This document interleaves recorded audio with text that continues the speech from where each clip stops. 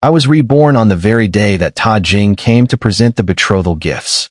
Recalling those 3 years of marriage, I endured all his cold sarcasm, watched him take concubines one after another, and finally perished from lingering illness he never cared to heal. This time, I resolutely fled the wedding, stole the very carriage he brought for the betrothal procession, and rode toward the border to find my elder brother. But unlike in my past life, Ta Jing was no longer indifferent. He had arrived early, bringing lavish gifts, waiting outside my gates to propose marriage. As we passed each other, we turned back to look. In each other's eyes, we saw the same complicated emotion. We both knew. The other had also been reborn. The prince's men had come. The betrothal gifts were so many that it took 18 men to carry them all. Our young lady is still fast asleep. She must get up to be dressed and prepared. The maids outside the room laughed softly as they pushed the door open to help me wash and adorn myself. I thought I should be awakening on the sickbed in the Wang Manor in the chill of winter. Yet the scent of spring peach blossoms drifted into my chamber. Before me hung gauzy curtains and beaded veils. On the table lay a pink agate bracelet. Ta Jing had given it to me when we first met. The maids carried in more jewels, cheerfully chatting about how grand the proposal had been. The familiar scene made me feel as if lifetimes had passed. I hastily grasped Tweeni's hand. How old am I now? You must have slept so soundly you forgot the world, my lady. Just last month was your 17th birthday. And my brother? Just a few days ago, young master left on duty. Why do you ask today? It was then I realized I had been reborn. A few days ago, which meant my brother was still alive. His army had not yet been betrayed by the spy, had not yet been annihilated, 70,000 men slaughtered, our lands carved away in punishment, the emperor flying into a rage and ordering the execution of our entire Shen household. And I had not yet become the Wang consort despised by Ta Jing, had not yet endured 3 years of coldness in his manner, watching him bring in concubine after concubine to humiliate me. Everything could still change. Stop dressing me. I paused to think. I want to be alone for a moment. All of you, please leave. I tore off my gown, put on the clothes my brother once wore, pulled a veil over my face, and slipped quietly out the side door while everyone else was still gossiping about the spectacle. In the stables, I picked the gentlest horse among those tethered to the betrothal procession. A thief. There's a thief. Who could have known that the moment I rode out, someone behind me would cry out? With no time to think, I snapped the reins and spurred the horse to flee. Does she think she can escape? Who in this land can outride our prince? When I turned back, Ta Jing was already giving chase. I gripped the reins tighter, not daring any carelessness. Outside the city, I finally thought I had lost him. Just as I was about to breathe in relief, he appeared like a phantom in front of my horse. With a single stroke, he severed my veil, then pressed his sword to my throat. From above, he looked down at me, his gaze instantly catching on the agate bracelet I wore. All this gold and silver, yet you only stole this one thing. When I finally lifted my head, the hand holding his sword seemed to hesitate. Boy you, he spoke at last, voice low. I had promised to bring the betrothal gifts today. Why did you try to flee? In that instant when I saw his face, memories of 3 bitter years surged up like a flood. It was true. I had once loved Ta Jing. All the noble ladies of the capital praised his refined manners, his courtesy toward women, calling him the gentlest of all the princes. But, if not for that wedding night when he deliberately humiliated me, sneering that if not for my brother saving the emperor, a woman like me, scarred and unremarkable, would never have qualified to marry him. If not for how he took 3 concubines within a single year of marriage, and even kept the daughter of a convicted traitor outside the manor. If not for all the disgrace and torment, perhaps I would not have tried to escape. When I began to weep without warning, Ta Jing hurriedly sheathed his sword, clumsily offering me his handkerchief. So unwilling to marry me. His voice was tight. If you don't wish it, then don't. Just don't cry. All the capital spoke of Prince and Ta Jing as if he were the very model of virtue. But in 3 years of marriage, I had never once glimpsed any tenderness from him. He married me, not a noble daughter, merely because he wished to avoid the emperor's suspicion. I did not take his handkerchief. Wiping my tears with my sleeve, I lifted my head. Yes, from the beginning, I never wished to marry you. Something felt wrong, but I could not name it. I still remembered, On that day in my past life, he did not appear until well past noon, and the gifts were far fewer, certainly not so many that 18 men were needed. I remembered, too, how on our wedding night, when he saw my face clearly, the look of revulsion in his eyes had pierced me like a blade. But now, no disgust remained, only a hint of fear. After a long pause, he spoke carefully. "Boy, have you also been reborn?" I stared at him, then forced myself to calm. "Reborn," I echoed evenly. This time, it was Ta Jing who stood frozen. I had married him at 17. It was not a match arranged by my parents. My brother had bartered his very life for it.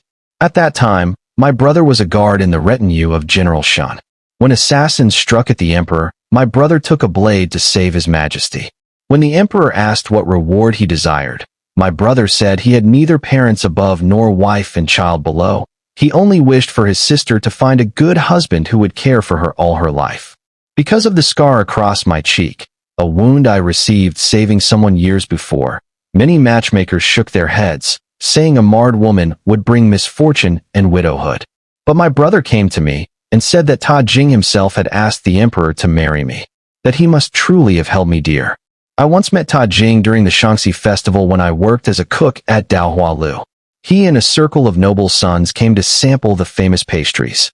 The proprietor instructed me to prepare them personally.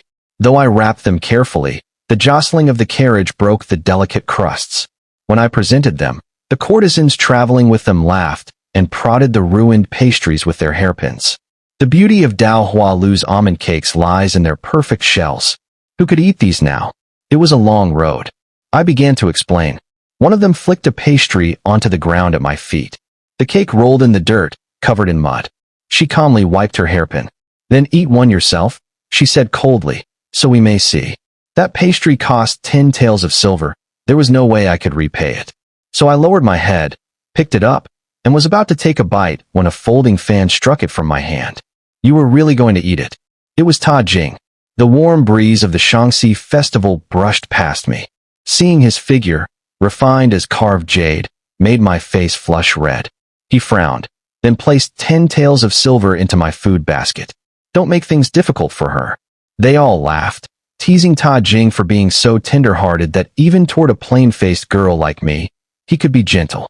That day, I was truly happy at the thought of marrying Ta Jing. But I didn't know he had only spoken up to accept the decree because he had no other choice, not because he truly wished to wed me. Marrying me was simply a way to avert suspicion. It was much later that I learned. When my brother begged the emperor to grant me a marriage, the emperor's gaze had landed on Ta Jing. A single glance, heavy as a mountain. The emperor envied him for having a noble mother and once enjoying the late emperor's favor. After the new emperor ascended the throne, Ta Jing kept his talents hidden, always appearing humble and obedient. He handed over his military command, accepted demotion, and even agreed to marry me. A prince of such status marrying a plain-faced cook who sold wine. Wasn't that marriage nothing but a joke? On our wedding night, I tried to conceal my appearance, powdering my face so thickly that the scar wouldn't show, though my brother had often reassured me that it had faded. But I still feared Ta Jing would mind. On that day, I clutched my handkerchief tightly. I wanted to tell him that when we met during the Shaanxi festival, it hadn't felt like a first meeting, but like a reunion with an old friend, and it had made me so glad. But what I waited for was the sight of Ta Jing, reeking of wine, kicking the door open. He lifted my bridal veil, held the lamp close to stare at me, and I bowed my head in shame. The moment he saw the scar on my face, he sneered without the slightest restraint. Ugly. I don't remember everything that happened after that. Only that some beast had torn my heart to pieces. That night, rain poured down in torrents, cold water flooding my broken heart. I could never understand. If Ta Jing despised me so, why had he ever agreed to marry me? He threw the veil onto me and refused even to spend the night in the bridal chamber, choosing instead to sleep in the study. After that day, I knew I was plain and could never be like other women who won their husband's affection with pretty looks. So I tried instead to become a good wife. When he fell ill, I brewed soup and prepared tonic. When he ignored the affairs of the household, I organized everything in order, hoping he might change his mind. But half a year later, he wanted to take 2 concubines. One of them was the courtesan who had humiliated me that day, Tan La Su. Though I liked him, I still could not bring myself to lower my dignity any further. I said nothing, packed my things, and went back to Dao Lu to sell wine. He dragged me back to the manor in fury, demanding to know why I had embarrassed him. In the end, he could not take those concubines, but from then on, enmity grew between us. He felt marrying me was a humiliation, and I felt that if I hadn't married him, I could have remained a free cook, gathering the ripest plums in spring, seeking out the clearest streams to brew my wine. What followed wasn't worth recounting, just days upon days of mutual loathing. He spent his nights happily with his concubines. I simply waited for the day he might die. He despised me for being plain and dull, but still had to pretend we were a loving couple whenever we attended banquets at court. Then news came that my brother had died on the battlefield. I fell gravely ill and never recovered, passing away one winter at the age of 20. And when I opened my eyes again, it was today. Ta Jing had come to propose. I had no idea what the prince was saying to me now, only that some fortune teller had told me a few days ago that I must never marry him, or my ending would be disastrous. I picked up my fallen veil and brushed the dust from it. Besides, I was the one who fled, I said calmly. The emperor won't blame you. I suspected Ta Jing must have been reborn too. Perhaps after I died, something happened that made him think he should have treated me better. Or perhaps he realized he needed to marry me no matter what. Did the emperor punish him after I died? But in any case, none of that had anything to do with me anymore. I set the veil back over my head and turned my horse around. Where are you going? A woman of low birth like me is unworthy of the prince, I said. I feel ashamed. I will return to my home and keep vigil at my mother's grave. If I recall correctly, he said quietly, your mother was buried in the south. That has nothing to do with you. How could it not? Ta Jing started to retort, but caught himself. His voice grew tense. Wait until I've settled everything. This marriage cannot simply be annulled. Whatever he meant by settled, it likely meant he needed to find an excuse to present to the emperor, then promote that favored concubine Tan La Su to principal wife. Do as you like. I snapped. Once I had rescued my brother from the battlefield, he and I would find somewhere to live out our days far from the palace and all its intrigues. Buoy you. His eyes were too steady, too sincere. If you truly have been reborn, then I know who you want to save. But don't think you can change the ending. If you try, it will only end worse. I've already seen it. I froze for a moment, then raised my whip and galloped away. I had been secluded in the manor so long that the last I'd heard was that my brother and the Shin army had been betrayed by a spy, but I didn't know who. I couldn't act rashly, nor could I let my brother discover what I was doing. Right now, the best plan was to find a place to lie low in the Northern Territory, then infiltrate the Shun army to unmask the traitor. Traveling alone was too difficult, so I joined a merchant caravan leaving the border pass. But I hadn't expected we would be attacked by bandits along the road. The Northern Territory bordered Otang. Bands of Otang horse thieves often crossed over to rob travelers and merchants. Their leader barked something in Otang language. When no one moved, he shouted again, louder. A thin scholar who looked no more than 20 stepped trembling from the caravan. The bandit, still seated on his horse, flourished his saber above the scholar's head, making him collapse to his knees. Quivering, the young man stammered a plea in Otang tongue, then turned to translate in a voice that shook. He says, drag all the women and children out, and bring every valuable thing you have. No one dared to move. Seeing this, the thin scholar quickly removed the cap from his head, pulled out a few small silver ingots hidden inside, and offered them up with trembling hands. He says, if we hand over all valuables, they will spare our lives. There's no need to be so frightened, said a man who looked like the caravan master. He forced a smile and stepped forward. Our great Chu is a powerful empire. They must have some fear of us. Perhaps, sir, you could speak with them. Before he could finish, the bandit leader swung his blade down, severing all 10 of the man's fingers in a single stroke. Ignoring the caravan master's shrill screams, he lifted the blood-tipped sword and pointed it at the crowd, growling in broken, stiff Han language. Money. Women. Only then did everyone react, scrambling to tear off their jewelry and silver. One of the bandits spotted a gold bracelet on an old woman's wrist and reached out greedily. The woman tried to pull it off, her hands shaking, but the bandit grew impatient and hacked down, slicing off her arm. The screams and weeping mixed with the slaughter, making the blood-red twilight sky seem even more sinister. The leader slashed aside the veil covering my face. When he saw the scar that ran across my cheek, he hesitated for a moment, but then still forced me toward the wagons. I clenched my hands so tightly my nails bit into my palms, but in that desperate moment, no plan would come to me. And that was when Shun Jingshuang appeared. He came riding a horse in bright red robes. 1 man against 7. His movements were swift as shooting stars, the cold gleam of his sword flashing past my face like icy snow. It was the first time I realized that killing could be so clean and efficient. He saved us. The terrified women finally broke down sobbing as they began to scatter in search of their loved ones' bodies. I looked straight at him. I remembered the imperial edict declaring that in the battle against the Otang forces of Yuming, the Shin army had suffered a catastrophic defeat, 70,000 soldiers lost, the court forced to cede territory and send a princess as tribute. When Shun Jingshuang and his father, Shun Yi, were executed, I had gone to see. They had been tortured until they looked as though they had been dredged from a pool of blood, yet they still knelt with their backs straight, staring blankly up at the sky. The emperor's rage had been boundless. General Shun was beheaded at the city gates. Shun Jingshuang's head was placed in a gilded box and carried hundreds of miles to Otang as a dowry gift. Though I had played with Shun Jingshuang as a child, a commander so incompetent deserved death. When he reached out his hand to me, I instinctively flinched away. This agate bracelet, doesn't it belong to you? Before I could object, he had already slipped the bracelet onto my wrist. Hey, Bui. Someone called. Come help tidy up here. Hearing that name, I snapped my head out. I saw my brother hurrying over with a squad of soldiers. How was it that in just a few days, he had grown so thin, and his face so darkened by sun? I fought down the urge to call out to him, lowering my head to hide my tears behind the veil. Is there someone here you know? Shun Jingshuang asked softly. I ignored him. Miss, my brother said, his voice steady, the dead cannot come back. Please don't grieve too much. I hesitated, then nodded.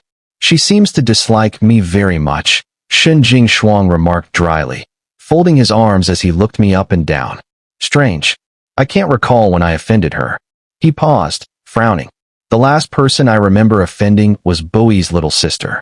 You forget, my brother interrupted coldly, my sister is already married. Don't tease her. Married? When did this happen?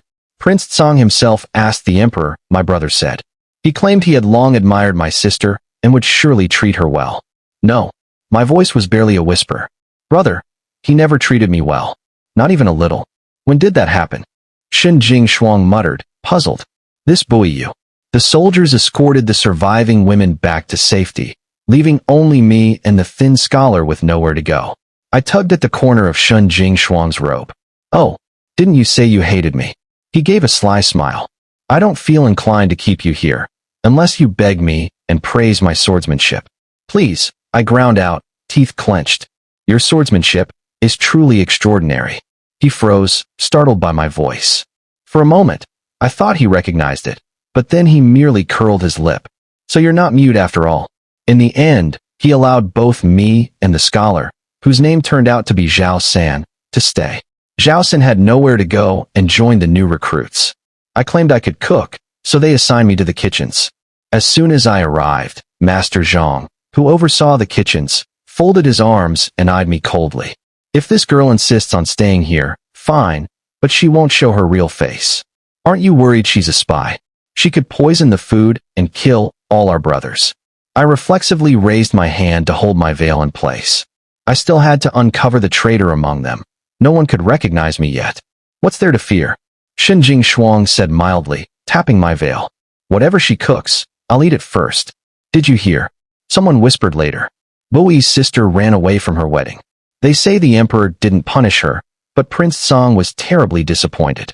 Hearing the gossip, my hands began to tremble, splattering hot oil across the stove. What's so bought out marrying Prince Song? Someone laughed.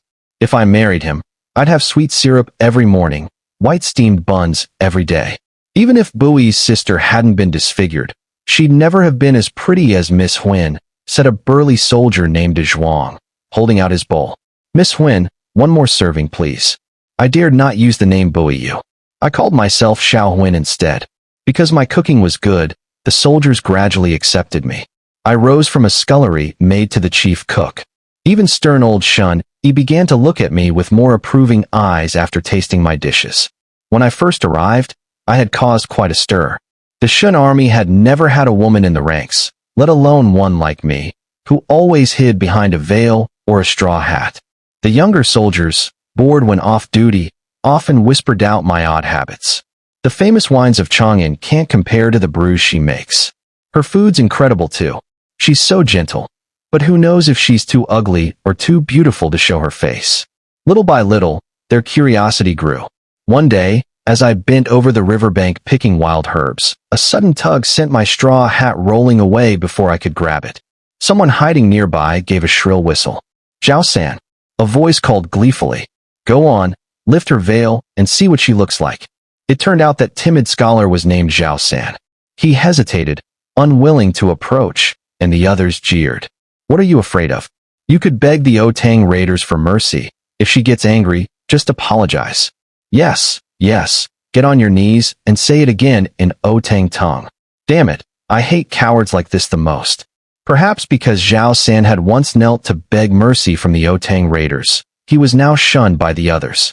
He lowered his head, as though gathering all the courage he had left, then finally bolted toward me, only to trip on a rock and sprawl face first in front of my straw hat. For a moment, everything fell silent. Then laughter exploded around us, loud as cold water splashing into boiling oil. I heard his mother was Otang. No wonder he's so pathetic. So that's why he's such a sycophant. Their jeers rang in my ears. Zhao San lay there without moving, then slowly began to sob. He's crying. Haha, he really is crying. Is he serious? Forget this coward. Let's go see Miss Huan instead. The soldiers lost interest in him and all ran toward me. I was leaning against a tree, unsure where to hide, when a strong arm suddenly pulled me down.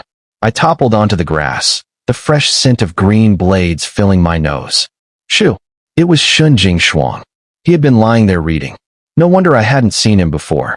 He sat up, turned his head, and calmly placed the military treatise over my face. The sunlight was warm. Tiny wildflowers swayed in the breeze, rustling softly. The pages of the book over my eyes were dry and smelled faintly of ink. Through the gap, I could glimpse the snowy mountains of the Northern Territory, their silver peaks so dazzling they hurt to look at. General, when the soldiers saw Shin Jingshuang, they stopped short. Even Zhao San wiped his tears and scrambled away. Shin Jingshuang picked up my fallen straw hat and held it out, still refusing to look directly at me. Aren't you going to ask? I asked hesitantly. Everyone has secrets, he said evenly. As long as you're not hurting heaven or earth, it's none of my concern. That night, both Zhao San and I were summoned to Shun Jingshuang's tent. Don't hold it against them, he said, sounding older than his years. It's true the Otang killed many of our brothers. But once you wear this uniform, you're all comrades, sharing life and death. If they keep ostracizing you, I'll punish them by military law. Don't let anyone provoke you into doing something foolish. Zhao San kept his head bowed. As for today, Shun Jingshuang looked at me. Miss Huan, what do you think? How should he be punished, and his squad with him? Zhao San glanced up, pleading. He looked younger than my brother. If I punished him harshly, he'd only be hated more, and it would be harder for him to survive here. Then, punish him by not allowing dinner tonight, I said after a moment's thought. Let him sit alone and watch the others eat. See if they don't feel ashamed. Zhao San blinked at me, as if he couldn't believe that was all. Not satisfied. I raised an eyebrow. Very well, no dinner tomorrow either. And no, thank you, Miss Huan. He stammered quickly, bowing low. Shin Jingshuang didn't trouble the others, so everyone would probably assume Zhao San had taken all the blame and hadn't betrayed them. Maybe this way, he could live more easily. The wager for who would lift Miss Huan's veil had now risen from 10 wild rabbits to 20 cudgels.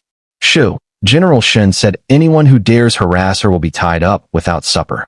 He'll even send 2 men to sit beside you and gnaw chicken legs loudly the whole time. At the thought of such a ruthless punishment, everyone shivered.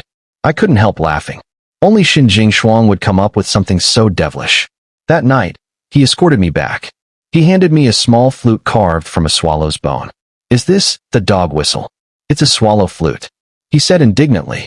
If you play it, My horse will hear you." The magnificent black stallion beside him gave a proud snort. "I can hear it too," I said dryly. I suspected he had already guessed who I really was. Tentatively, I asked, "Aren't you going to ask? Do you want to tell me?" "Xinjing Shuang," I said quietly, "I know you have great skill in arms. But don't grow overconfident.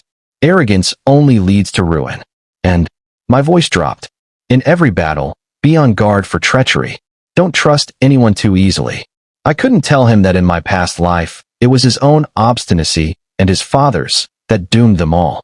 That when famine struck and supplies were cut off, and a traitor sold them out, he still refused to retreat.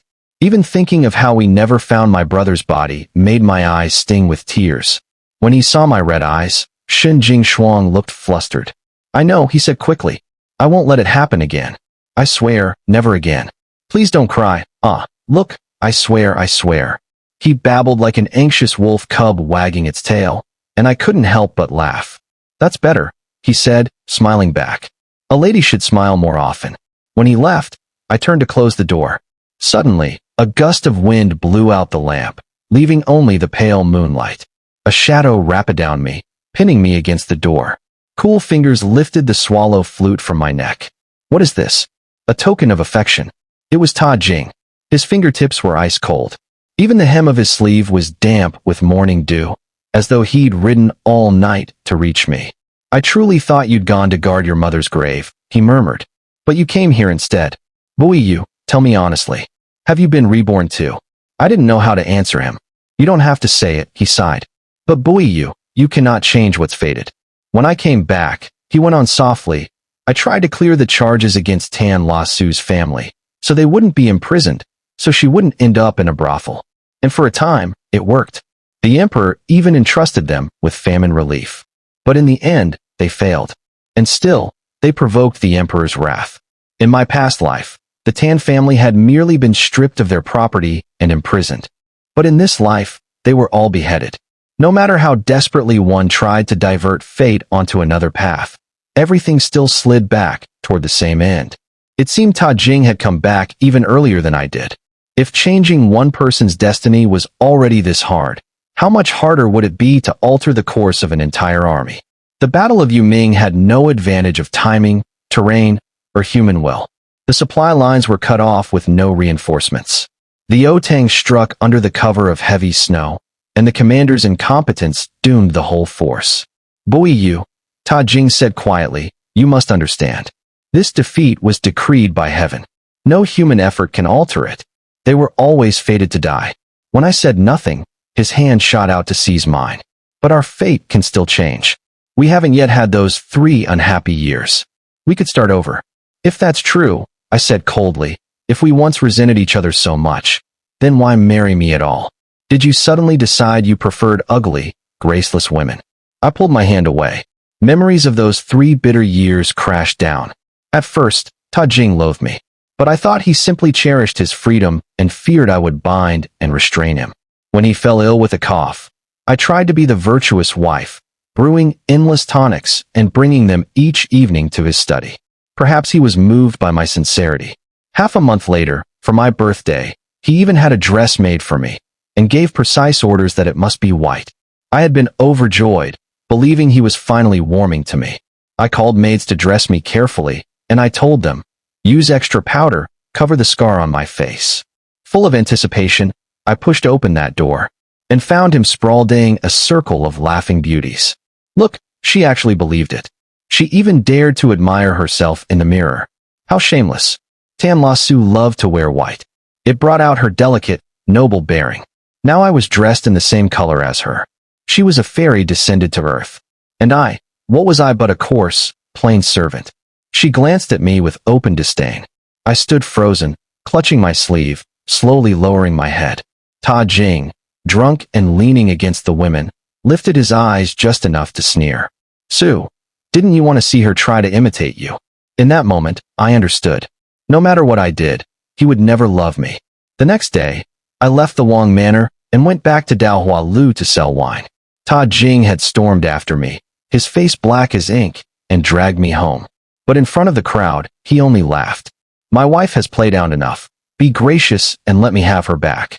Everyone chuckled that the gentle prince song was, in truth, a man afraid of his wife. But the moment the carriage door closed, he lifted his hand and struck me across the face. His fingers closed down my throat, his voice like ice. Marrying you was my brother the emperor's idea, not mine. But if you ever humiliate me again, if you make me carry the reputation of a man bullied by his own wife, then you had better pray your brother lives to see another day. The days grew cold, and my heart grew colder with them. I sewed warm garments for my brother to wear on campaign. I'd heard how bitter the winters were in the Northern Territory, so I checked every stitch twice over. Brother, when the fighting is over, please come home. I miss you so much. As I wrote, 2 tears fell, blurring the characters. I tried to wipe them away, but the more I wiped, the more tears came, until the whole letter dissolved into a smear of ink. Prince treats me very well. I finally wrote in a trembling hand. Don't worry about me. Just stay safe. I never received a single reply. After my brother died, I learned that he had never received a single letter or package from me. All of it, every word, had been intercepted by Ta Jing.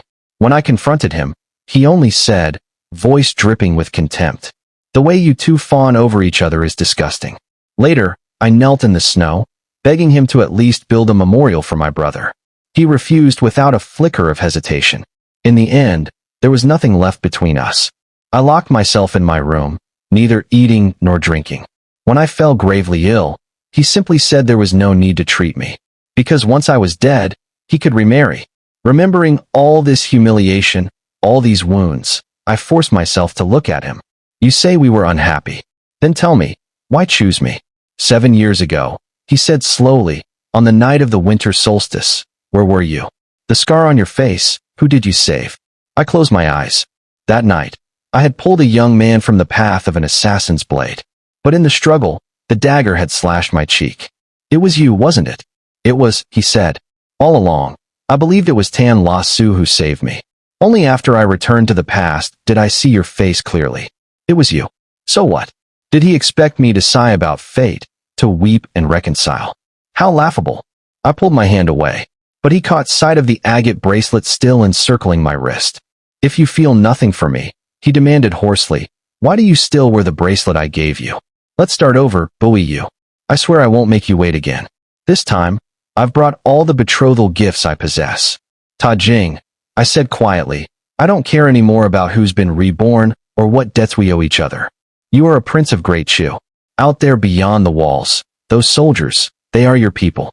Whether your prophecy of an unchangeable ending is true or not, I will still try. Shopkeeper, I said, turning away, how much could this bracelet fetch? When I'd left home, I'd only grabbed it in passing. I'd thought if I needed coin along the road, I could break it apart bead by bead. The army had been trapped in the siege of Yuming for half a month, out of rations, out of ammunition. Even if you didn't count the hay for the horses, the remaining grain was enough to feed 100,000 men for only 3 days. They needed enough supplies to last 2 weeks. But hauling provisions over 1,000 miles, of every 10 measures sent, only 1 survived the journey. I did some quick calculations. Even if I sold every piece of jewelry I owned, it wouldn't be nearly enough. Remembering what Ta Jing had said the day before, I realized that the betrothal gifts he'd left at my family home were probably still untouched. But if I touched them now, I might never be able to repay it later. There was no time to hesitate. I wrote a letter home, instructing the steward to convert all the betrothal gifts, and the dowry my brother had saved up for me, into silver. Then I went to the merchants who brewed wine and fermented sauces in Yen City, in the Northern Territory, to rent any empty storehouses and cellars they had. I wasn't good with numbers. I had no idea whether those grain merchants were taking advantage of me. General Shun, lend me someone, I asked. I borrowed Zhao San. Zhao San was like a living ledger. He had traveled with his master to trade in this region for years, so he knew all the prices. Unlike the rough soldiers, he was tidy and fastidious. He helped me clean the kitchen and the study until every corner gleamed, even arranging wildflowers he picked at the foot of the mountains to brighten up the room. If you hadn't been here, I told him, I'd have been cheated and then thanked them for the privilege. Hearing my praise, Zhao San only blushed and lowered his head. Besides trying to increase supply, we had to save wherever we could. The fighting hadn't started yet, So the army's rations were still plentiful. If we began conserving now, perhaps it would be enough. With so much grain, I also had to think about preservation and transport. Cooked rice could be dried into hard cakes or baked into flatbread. Vinegar and salt could be soaked into coarse cloth to preserve food for marches. Beyond curing meat, Zhao San also taught me how the Otang made their dried rations. I thought you were only good at numbers, I said in surprise. My mother taught me, he said softly. She was a slave in an Otang noble house. She was as good a cook as you, Miss Huyen. He suddenly realized what he'd said and stammered. I didn't mean to compare you two. I recalled how people said his mother had been Otang and his father Han, so he'd always been an outcast. They say Otang women are beautiful and gifted at music and dance, I said. If I could be like your mother, I'd be lucky. If one day Otang and Great Chu ever stop fighting, you must take me to meet her. I've never been able to make their milk cakes right. Zhao San stared at me, eyes going red, then nodded quickly. In the following days, we secured a few blocks of fire-starting stone. I borrowed some more from the grain merchants, along with a few black mules. Zhao San asked me several times if war was imminent.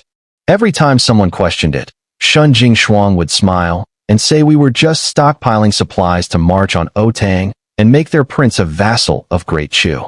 General Shun, I called out as I lifted my head from the grain sacks. Don't be so arrogant. The Otang won't fall so easily, don't underestimate them. Yes, of course. Shun Jingshuang nodded solemnly.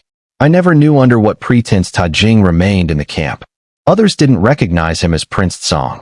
They thought he was merely a newly arrived strategist. One afternoon, I was so tired I fell asleep over the ledgers. Half dreaming, I dreamed of Shun Jingshuang. The proud young commander now wore a heavy wooden collar, trudging toward the execution grounds, a man with one foot already in the grave. Even as people spat curses at him, he ignored them, only lifting his head to look north. When he refused to kneel, the executioner kicked his knees over and over, but he never bowed. His lips moved as if to say something, but the jeers were too loud. I couldn't hear his words. The blade rose, and my vision went white with pain. Shun Jingshuang. I jerked awake, my heart hammering. Ta Jing sat beside me, face dark. Shun Jingshuang looked away, his face red, while Zhao San pretended to study the account books. Breaking the heavy silence, Shun Jingshuang shoved a cloth bag into my hands, like it was a burning coal. The cat you wanted. What's wrong with him? Miss Huyen, Zhao San said helpfully. You were only asleep for half an hour, but you called General Shun's name 9 times. Shun Jingshuang's ears turned redder and redder. Was it too late to pretend I was still asleep? It was probably too late. Ta Jing watched me bury my face in the ledger, his eyes complicated. All of this, he said softly, won't it all be for nothing in the end? I picked up one of the kittens Shun Jingshuang had brought, refusing to look at him. Then I'll make sure it's wasted in the grandest, most spectacular way. You're still the same, he murmured. Remembering something, he gave a low laugh. When I was wounded, I thought I would surely die. But that little girl said to the physician, no matter how expensive the medicine, you have to try. Why talk about such nonsense? I muttered. You could have just given me silver instead. You remember saving me. His expression brightened, but I cut him off. It cost 3 taels of silver. With interest, let's call it 50 taels after 7 years. Pay up. The smile froze on his face. As I spoke, I reached for a calico kitten trying to escape. When I lifted my head, I saw that Shun Jingshuang had their little ginger cat perched on his own head. He crouched so I could lift it down, staying very still. I smoothed his hair back and turned to see Ta Jing glaring, his face black with fury. You should leave, I said tiredly. You don't want to see me. You're just here wasting supplies. Winter came early. By the 10th month, snow fell. By the 11th, it was so cold no one wanted to crawl out of bed. 2 days before the winter solstice, I was rising early to prepare dumplings for the festival. In winter, the roads were treacherous. To make trade easier, the army kept the gates open longer. The solstice was a great festival in the Northern Territory. Zhao San couldn't stomach the strong local spirits and sighed that the Huiquan wine from his hometown was still the best tribute wine. When the war's over, someone declared, clapping him on the back, we're all coming to your house to drink it. They slung their arms around Zhao San. No trace of the old resentment left between them. While they joked, I sat quietly alone. Miss Cat, Dezhuang called. He'd taken to calling me that ever since the kittens arrived. Aren't you going to eat? I shook my head. The closer the day came, the heavier my heart grew. Come on, drink. Drink and you'll feel better. They laughed and shoved a bowl of strong liquor into my hands. I tipped my head back and drained it, then leaned against the doorway to watch my brother. He was fair and steady, rewarding and punishing as deserved, and all the soldiers respected him deeply. Hey, someone whispered, grinning. Looks like Miss Huyn really likes our commander. She's still staring at him, even drunk. At that, my brother and Ta Jing both choked and coughed. Our commander isn't married yet, the man went on cheerfully. Should we find a matchmaker for them? Too bad none of us have seen Miss Huyn's face. Stop teasing her, my brother said, sighing as he punched the Joker's arm. He gave me an apologetic smile. Miss Huyn, don't mind them. Just then, Xin Jing Shuang lifted the curtain, clearly having rushed over. Snowmelt still clung to his lashes. Xiao Huyn, come see this. He caught my hand and pulled me outside. Behind us, the soldiers broke into fresh laughter. We were wrong. Those two are the real pair. He already gave her a swallow flute. Looks like we'll be drinking wedding wine soon. Their voices faded as we mounted the horse. Zisa galloped fast, hooves throwing up snow like drifting stars, the wind singing in my ears. Here, the moon had risen, casting a silver glow over the plains, where the snow gleamed like fireflies caught in mist. We sat together on the mountainside, where the moon looked so close it might tumble down into our hands. Xin Jing Shuang looked pleased. No one else knows a place like this. I've known about it for ages. When my brother and I lived in the north, Xin Jing Shuang always dragged him away to spar. I'd cling to my brother's leg, refusing to let Xin Jing Shuang steal him, and once even shoved him so hard he fell. He'd lost a tooth and run here crying. When his father finally found him, he was wailing that without that tooth, no one would ever marry him. At worst, I'd said disdainfully, I'll marry you myself, so stop crying. It had just been a child's joke. Years passed. I never thought I'd set foot in the north again, and he never came to the capital. Our lives had diverged. He lived, and I died. Xiao Huyn, he said suddenly, trying to sound casual as he looked away. What sort of man do you like? I noticed the tips of his ears turning red. Maybe from the cold, or something else. 2 eyes. A nose. A mouth. He snorted and traced a face in the snow with his finger. That describes everyone. What about you? I asked. What kind of woman do you like? He hesitated, then slowly began drawing another face. 2 eyes, a nose, a mouth. You're just saying that, I said. We both fell silent, staring at the 2 crude sketches. He reached into his coat and pulled something out. I bought this. For you. It was an exquisitely crafted headpiece, something Otang brides wore. Gold threads winding through green gems that shimmered like stars when it moved. He scratched his head. It's cooler to wear than that other one. He probably didn't know I wore a veil not out of preference. When I didn't answer, he grew flustered. If you don't like it, pretend I never gave it to you. I'll find something else.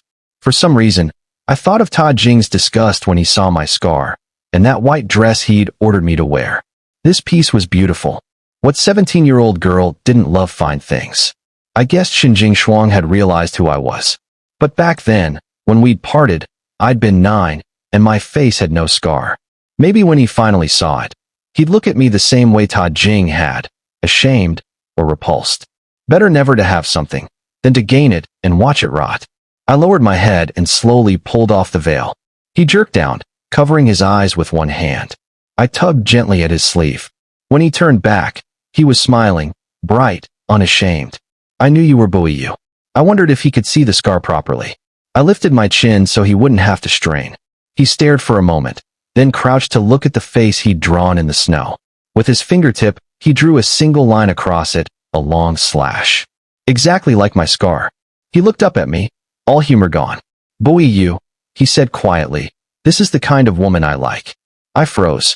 I couldn't look at him. Just then, Ta Jing arrived.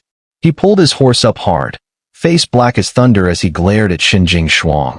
But when he turned to me, he smiled and held out his hand. You, he said softly, come back to me. Without thinking, I stepped back. Xin Jing Shuang moved forward, shielding me. She doesn't want to go with you. Ta Jing's eyes flickered. He glanced down, saw the little sketch in the snow, and slowly smiled, a cold, triumphant smile. "General Shun," he drawled, "perhaps you don't know. Years ago, she clung to me, begged me to look at her. She wept and fought with the concubines for my favor. She was never pure. She learned how to please me in bed. She humbled herself, fawning and simpering, even giving up her pride, all to win my affection. Isn't that worth knowing?" I felt my chest go cold. I looked at Xinjing Shuang. His eyes widened, stunned. After a moment, he turned back to Ta Jing. "Prince Tsong," he said evenly, "do you find it humiliating when someone loves you? The first time she said she wanted to marry someone, it was me. The first time she watched the moon in the north, it was with me. The first time she drew in the snow, it was with me. The world is vast. So many first times to be proud of. And you, do you have nothing to boast of except the bed?" Ta Jing froze. "Prince Tsong," Xinjing Shuang said quietly, "love is something born in the heart. It isn't a debt you can demand repayment for. Boy Yu," he turned to me, "let's go. A heavy snow is coming." He lifted the swallow flute to his lips, and Zisa galloped up, mane tossing like a dark banner. He reached out without hesitation and swung me onto the saddle behind him. Ta Jing stood on in the falling snow. One shoulder was soon covered in white, but he didn't even lift a hand to brush it off. What was he thinking? I didn't know. I didn't want to know. Zisa charged past him in a blur of hooves and flying snow. The flakes stung my eyes, cold and sharp. So I didn't look back. Never looked back. Day by day, word crept closer. First came news that the grain roads had collapsed. Thankfully, we'd stocked enough supplies that no panic spread among the soldiers. The rations didn't shrink, they even grew. Hot soup, meat stew. Sometimes I caught the men glancing at me with awe. Miss Cat truly foresaw it all. I used to think she just wanted to be some cunning merchant. Gods forgive me. Then came the imperial envoy with a sealed decree for peace talks with Otang. I remembered, the talks would fail. And the very next day, war would ignite. Everything was proceeding as before. That thought eased something in my heart. That night, Ta Jing came again. "Ta Jing," I sighed, "we've already been husband and wife for a lifetime. Haven't we looked at each other enough? In that life, I was grateful you saved me. Just as you were grateful I pulled you out of that siege. So let's call it even. Wasn't this all just fate? I know now why you hated my scar. But eventually, even that gratitude would have curdled. My face would have become nothing more than a reminder you were trapped by obligation. You still resent those 3 years." He didn't understand. Didn't understand that when you got a second life, you no longer had to cling to love. I had stored enough food. I had warned Xinjing Shuang to be cautious this time. We would win. But Ta Jing only looked at me with pity. "He will die," he whispered. "All of this, it's useless. If you don't come with me tonight, Otang will massacre this city, and you'll die here. Then I'll die here. You failed to save Tan Lasu. That doesn't mean I will fail." I shoved his hand away. "Just because you couldn't doesn't mean I can't." His voice dropped to a bitter hush. What if Yuming was never about spies or incompetence? What if Otang came only for the heads of the Shin family? What if the emperor himself wanted them dead? I stared at him, breath caught in my throat. "That envoy didn't carry a peace decree," he said hoarsely. "They brought maps of our defenses, an offering. The emperor promised Otang the heads of the Shun father and son in exchange for 10 years of peace. Boy Yu, you can hoard all the food you like, hold out against every siege. But can you withstand a charge of treason? Today they'll cede 5 cities. Tomorrow, 10. Do you really think the emperor doesn't understand what he's giving up? Without General Shun, Great Chu is a headless snake. Sooner or later, the wolves will come. He doesn't care about the lives of the northern people. Or the soldiers. Just one territory, weight against the throne. What do you think matters more?" He thrust a command token into my hands. "Xinjing Shuang knows. Why do you think he left Zisa for you? He's going to die, on the battlefield or on the scaffold. And if we go back to the capital now, none of this will have happened.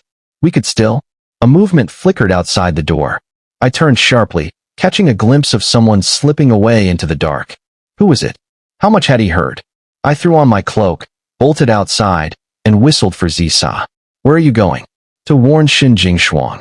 To intercept the envoy before they cross the border." Ta Jing grabbed my wrist. "If you block an imperial edict, that is treason." I looked him dead in the eyes. "Then I will commit treason alone. If one life can buy a chance for all these soldiers and civilians, I will pay it." At the stables, I saw it. The swallow flute was gone. So was Zisa. Shen Jingshuang came running. Zhao Sen is missing. So is the decree. The night guard said they'd seen him riding out on Zisa. Zhao San. I whispered. What is he trying to do? Bully you, Ta Jing said quietly. This is the price you pay when you try to change fate. No envoy, no decree, just a Zhao Sen appearing out of nowhere. Whoever delivers that map, it's all the same. He must have overheard us. In any war, no one kills the messenger. He'll survive. He might even be rewarded. Clever boy. You were granted the mercy of a second life. He went on, voice low. You should learn from him. Be wise. Come with me. He held out his hand. I stood frozen, my mind spinning, my eyes suddenly brimming with tears. Was he right? Was all of it pointless? Disaster. Treachery. Everything happening exactly as before, inevitable and cruel, making my efforts look laughable. You. Why are you crying? I broke. I sobbed out everything I had carried from my past life, choking on each word until I couldn't breathe. Then someone pulled me into a warm embrace. I looked up. My brother. He stroked my hair, voice steady as ever. Don't cry. I'm here now. The moment he spoke, I burst into harsher tears. Brother, you'll die. If everyone else could just escape. He smiled, understanding. I knew it was you, he murmured. Soldiers who don't die on the battlefield, are they supposed to live in shame instead? You running away, that's what embarrasses me most. He bent to wipe my tears. If you don't want to marry, you won't. That's all. So this past year, all this food you stockpiled, it was for us. You did so well, you. Looking at his face, I finally realized. I wasn't afraid of dying. I was only afraid of leaving my brother. Failure comes from incompetent command, someone drawled. Shen Jingshuang leaned on his spear, raising one eyebrow. This general would like to see if that's true. You're not the commander, my brother said mildly, breaking Shen Jingshuang's moment of childish bravado. I gave a faint laugh. When they saw I'd calmed, my brother and Shen Jingshuang turned in unison to glare at Ta Jing. A spear and a sword flashed up, both blades leveled at his throat. Their voices were grim and perfectly synchronized. Get out. Tom was running out. Otang had the maps. They already held 7/10 of victory in their hands. If we struck first, we might at least seize initiative. Wind howled as Shen Jingshuang readied 5 companies of light cavalry to ride out under cover of night. He seemed older now, as if he'd grown up in a single evening. Gone was the teasing boy. I stood by the watchtower as he mounted his horse. He hesitated, then swung down again, looking me over with careful eyes. I was going to lie, he admitted hoarsely. I was going to say I never liked you, to spare you worry if I didn't come back. But I've thought about it. I can't lie to my own heart. Buoy you. I like you. Very much. I lifted my head, letting the torchlight catch his face. For the first time, I truly looked at him. He was handsome, striking brows, bright eyes, a high tail of hair that still held a trace of boyish pride. The northern snow and wind had carved his gaze into something sharp, but his lashes were dark and long. When he bent his head, they trembled like a black butterfly folding its wings, casting a fragile shadow on his cheek. And me? What was I to him? Love, pity, gratitude. I had been too busy to ever ask myself. It's all right, he whispered. Don't force yourself. I can wait until you know your own heart. Don't agree just because you pity me or want to comfort me, or because this moment feels too perfect. He took a deep breath. If I survive, if you find you feel the same, then meet me under the city gates, wearing your finest dress. Though to me, you're beautiful in anything. And then he was gone. I stumbled through the camp, helping the medics boil water and sort herbs. People spoke to me, but I didn't hear them. Miss Huyn, the army physician said, are you feverish? He touched my brow again and again, puzzled. You aren't coughing, aren't chilled. Why would you have a fever? No one knew. My heart was shaking with every flare of torchlight. Always because of him. At the third watch, a gray light broke on the horizon. A runner came back, breathless. General Shun burned their supply stores. Otang's troops are in chaos. Any man who deserts is to be executed. Any man wounded in the back is to be killed as a deserter. All blades must be blooded. Any who disobey will be put to death. The war horn sounded. The army marched out. Smoke cleared from the parade ground. I clasped my hands, silently begging the gods to bring them home. I'd thought time would crawl, but work blurred the hours away. Binding wounds. brewing medicine, washing stained cloth. Only when I finally lifted my head did I realize dawn had come, and news with it. Victory. But no tidings of Shen Jingshuang. They said the enemy's deputy commander had led the pursuit. That Shen Jingshuang, perhaps too confident, had flanked behind their lines and vanished. The teacup slipped from my hand, shattering. Miss Huyn, I'm all right. I crouched to pick up the shards, unheeding as blood and tears fell together. Victory lanterns lit the road from the Northern Territory all the way to the capital. People prepared fireworks. My brother and the old general hid their worry behind forced smiles. Little one, my brother said gently, go watch the fireworks with the others. It's fine. I wiped my brow, managing a shaky smile. It's good to stay busy. So many still need help. If I keep working, I told myself, maybe it won't hurt so much. If you must return to the capital to report, I said softly, then please, be careful. A sovereign who sells out his soldiers for glory doesn't deserve their loyalty. I fear it will be another Hongmen banquet. My brother gave a quiet smile. I know what you worry about. But rest assured, General Shen added, Zhao Xin took that decree to Otang, but when our troops engaged them, it was clear they had no idea about our formations. Strange, isn't it? While he was speaking, a shout came from outside. General Shen, the young commander has returned. Who? Shen Jingshuang, someone called breathlessly. He's alive. I bolted outside. At that moment, fireworks shot into the sky, flooding the snow with brilliant colors. But despite the spectacle, this reunion was not romantic in the least. I was covered in blood, still in my soiled clothes. And Shen Jingshuang. He wore an Otang uniform, his handsome face drawn and exhausted. I could neither hear the wind nor see the fireworks anymore. I just stood there, watching him. The world seemed to fall silent, and even my heartbeat was louder than the snow drifting past my ears. I got lost. Zhao Xin took Zisa, he stammered. So I got lost. I wasn't disobeying you. I wasn't being careless. I felt the first tears slide down my face. Before he could say anything more, I stepped forward and threw my arms around him. Shen Jingshuang froze. Then he crushed me tight against his chest. I'm back, he murmured. You don't have to worry anymore. But I'm not wearing a beautiful dress. To me, he whispered, this is more beautiful. I didn't know how long we stood like that. At last, I realized what I was doing and let go, my face burning. Around us, everyone carefully looked away, murmuring to the darkness. These fireworks are truly splendid. Yes, and the moon tonight is beautiful. My brother and the old general exchanged a silent smile. Along with Zisa, Shen Jingshuang had brought back a letter. He said when Zisa found him, the note was tied to her saddle. The writing was clumsy and blurred with blood, barely legible. Zhao Xin hadn't explained where he'd gone or why.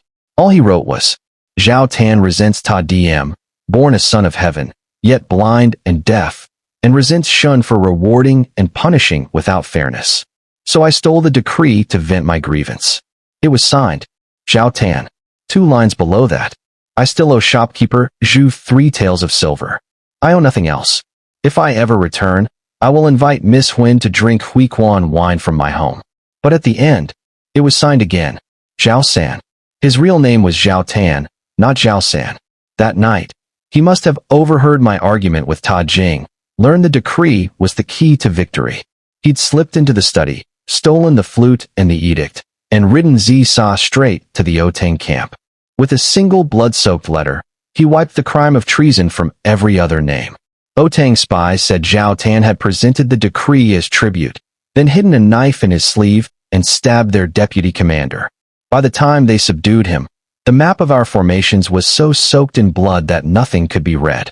The Otang assumed the great Chu emperor had played a trick, pretending at peace to sell out his generals, when in truth the whole court was complicit. After all, to them, people of Zhongyuan were famous for their cunning. They bound Zhao Tan and tortured him without end. But he never spoke. At the very end, when he took his final breath, the only thing he whispered, in the Otang tongue, was, Mother. To his last moment, Zhao Tan never betrayed us. When the fighting ended, the Shun family returned to the capital.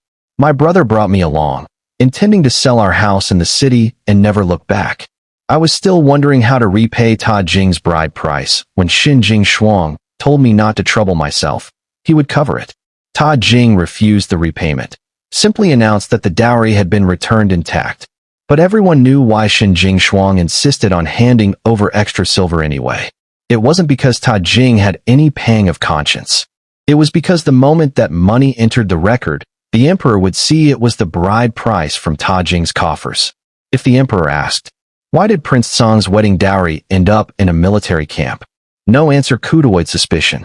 Better to pretend all 18 empty chests had been carried home untouched.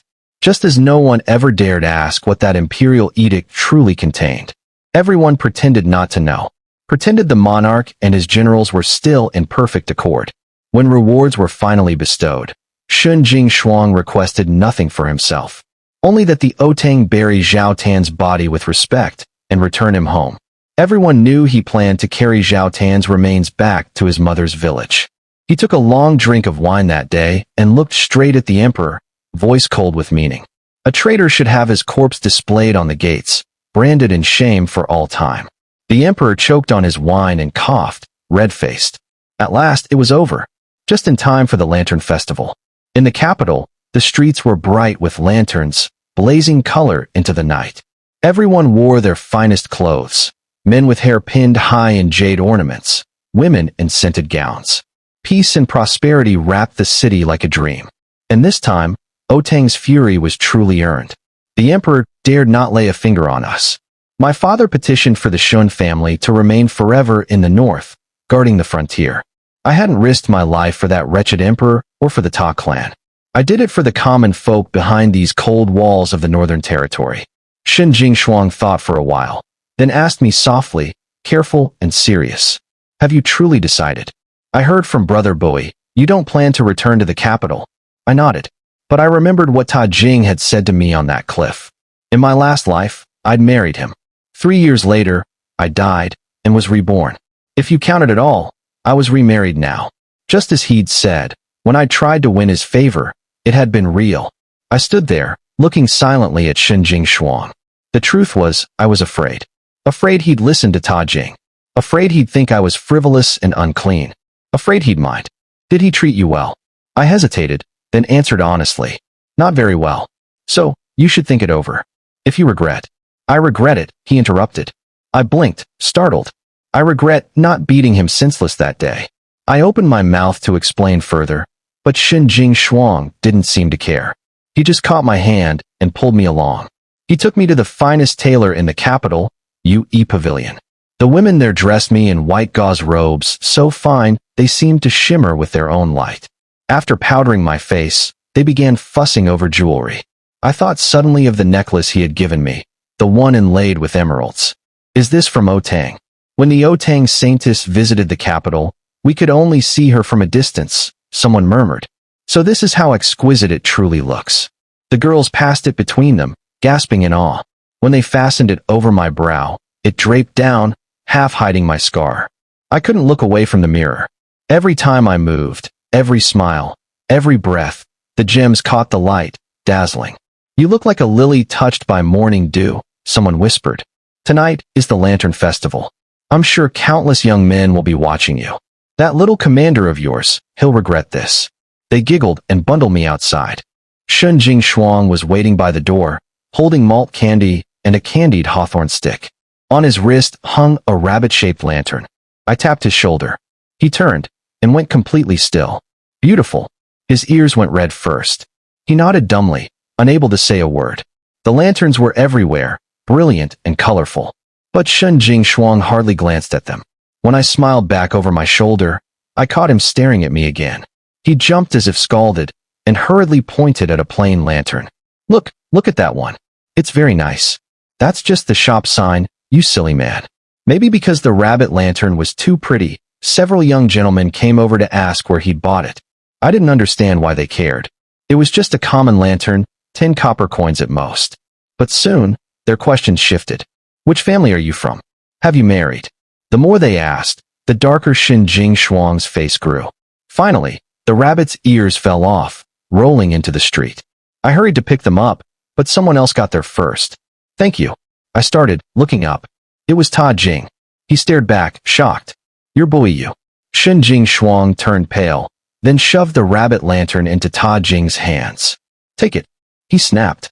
While Ta Jing was still dumbfounded, he grabbed my hand and pulled me across the bridge. Only when we stood alone in the dark did he finally let go, scowling. "I shouldn't have given you that thing," he muttered. "I thought you liked it. You wearing it? You look like some gilded lily. Damn it. Tomorrow. No. Tonight. We're going back to the north. We're never coming here again." He glared off into the dark.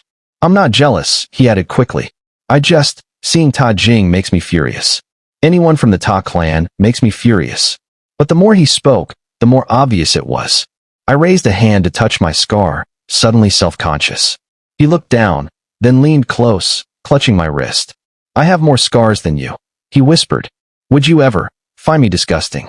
Somehow, the way he wore his clothes, buttoned all the way to the throat, made my face burn. I leaned in, close to his ear. I meant to tease him, tell him I might mind a little. But in the end, I couldn't lie to my own heart. "Because I like you," I said quietly. "I could never find you ugly." Above us, the moon hung full and bright. Plum blossoms fell in slow spirals, shaken loose by the soft wind. Some petals drifted onto the lake. A few brushed my lips. Far away, fireworks burst, bright as day. The world was noisy, alive. But in this quiet place, the moon shone just for us. Two people who had finally come home. The end.